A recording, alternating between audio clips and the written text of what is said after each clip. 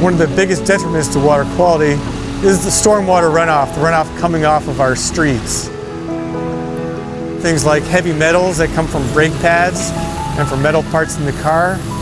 There's heavy metals and other compounds in the tire formulations. And that runs off into the drainage ditches alongside the roads, which go to storm drains, which would basically take it down the street and then directly down into Port Townsend Bay without any treatment at all.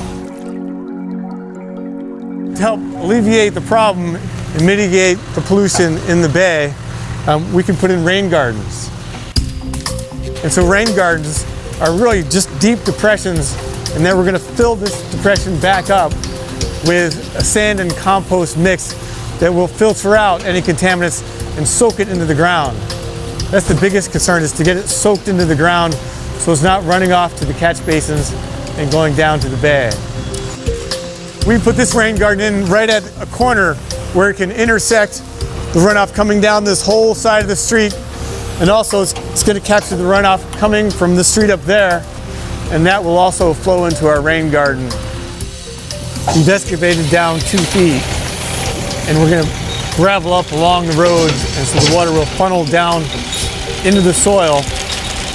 We're going to fill that back up with 18 inches of a soil compost mix. So it's 60% sand, 40% compost. And then we'll put the plants in, and then we'll come back in with 3 to 4 inches of mulch. But the plants help take out some of the contaminants. Their roots reach down into the soil, and they're actually putting enzymes in the soil that help break down contaminants, and they're also taking out contaminants. We put our budget toward getting some pretty good-sized plants here because of, one, the deer, and two, just to kind of have a little bit more instant landscape. And since we could afford to buy bigger plants, we decided to do so that there'd be less maintenance. Fewer or less spready things, less aggressive spreaders, and more focus. We've been having pretty good luck in other areas with some ornamental grasses, some of the miscanthuses. We did bring some blue elk rushes as well. So we're going to kind of, after we deal with this side slope, which we all need to have our feet down at the bottom in order to make that happen. So we'll come back after we plant a few things. We'll add some perennials. We'll put some things down at the bottom just to kind of like keep the plants from getting trampled as we go. So here's a rain garden that we did 3 years ago. As you can see, it's filled out pretty well. The homeowners had to do a little bit of maintenance in terms of weeding, but it's filling in so much now that much less weeding needs to happen. Down at the bottom, we have some sedges and rushes, and then up on the upper parts, we have species that can tolerate the dry better. So there's rock rose, there's some ornamental grasses. So you can see how these also are aesthetically appealing, as well as cleaning up the water that's running off the streets.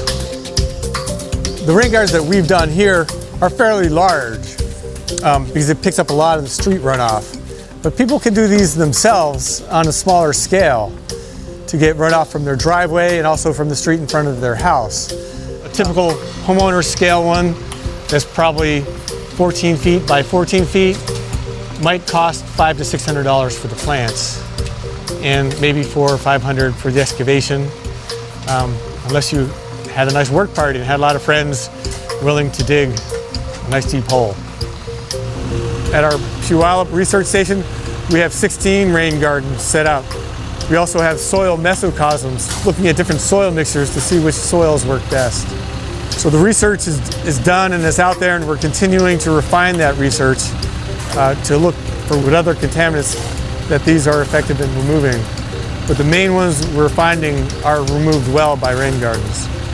We have a manual developed specifically for this, and it's on our website. We also have a 35-minute video that walks you through the steps